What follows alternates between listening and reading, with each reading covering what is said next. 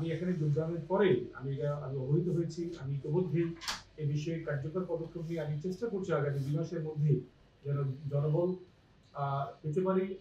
এটা অনস্বীকার্য যে জনবল ছাড়া কোনোভাবে জনগণের সেবা নিশ্চিত সম্ভব নয় এবং জনগণ ভোগান্তি কমা সম্ভব নয়। আমরা এই শহরের আমাদের যানজট, জলাবদ্ধতা, বর্জ্য ব্যবস্থাপনা এবং সড়কের যে বেহাল দশা রয়েছে এগুলি নিয়ে আমরা সামগ্রিকভাবে কাজ করছি এবং তারই অংশ হিসেবে আজকে সর্বপ্রথম সাংবাদিক মহোদয়দের সঙ্গে আমরা আলোচনা করেছি, তাদের মতামত নিয়েছি। তাদের মতামতটা আমরা বিশ্বাস করি যে সমগ্র জনগণের মতামত হিসাবে প্রতিফলিত হবে।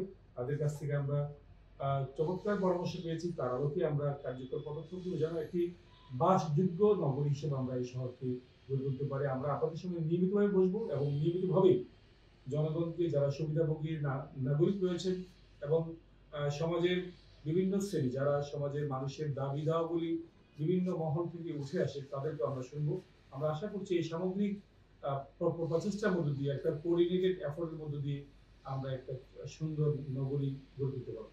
আমরা একটা সিদ্ধান্ত নিয়েছি এই শহরে কতটা ভবন অনুমোদনহীন রয়েছে তার একটি সার্ভে করব, করে আমরা পর্যায়ক্রমে আমরা এগুলিকে আইনের আওতায় আনবো এবং ক্ষেত্র বিশেষে আমরা উচ্ছেদ এবং ভবনকে গুড়িয়ে দেওয়ার জন্য প্রয়োজন আমরা উদ্যোগ নেব। যদি সেটি ইনফ্যাক্ট সেটি একটি সামগ্রিক পর্যালোচনার বিষয় হবে। কোনো ভবন যদি সম্পূর্ণরূপে সম্পন্ন হয়ে থাকে সেটা কিভাবে আইনের আওতায় আনা যায়, এটা এখনই এই ইন্টারভিউতে কথা বলা যাবে না। এটা একটি পর্যালোচনার বিষয় রয়েছে, এখানে আর্থিক সংশ্লেষ রয়েছে, আইনগত বিষয় রয়েছে, জনগণের চাওয়া দাবি রয়েছে। সুতরাং এটি একটা সামগ্রিকভাবে আমরা বিবেচনা করব। নকশা পাওয়ার মানুষের স্বাভাবিক দাবি, এটা আমরা নিশ্চিত করব। এটা খুব সহসাই যদি বন্ধ হয়ে থাকে এটা চালু হবে। এতে দিন শেষে কিন্তু যিনি কাজটা করলে তার ক্ষতি হবে। আমাদের উদ্যোগ অন্য জায়গায় প্লেট লেভেলে মাটির নিচ থাকতে আমরা আক্রমণ করি। কোন অবস্থাতেই সে আর তার ইট মাটির উপর তুলে পাবে, আমরা সেখানে আক্রমণ করবো।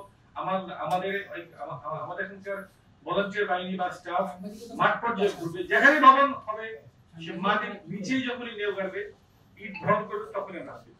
এই শহরের যারা বুদ্ধিজীবী সুধী অভিভাবক রয়েছেন, শুভানুধ্যায়ী, তাদের সাথে কথা বলে আমরা সেটা চিন্তা করবো ক্যামেরার কার্যকরিতা আরো কিভাবে বাড়ানো যায়। আমরা ওয়াকি টকি দেওয়ার চেষ্টা করছি, যারা কাজ করছে না তাদেরকে যেন আমরা অলওয়েজ ট্র্যাক করতে পারি। আমরা ওয়াকি টকি সিস্টেমে দেওয়ার চেষ্টা করছি, যেটা সকল শহরে আছে, এই শহরে মিস। আমরা তার যেটা বলছেন আইএসপি এবং ডিএলটি, এটা কিভাবে করা যায় এটা আমরা বুঝবো।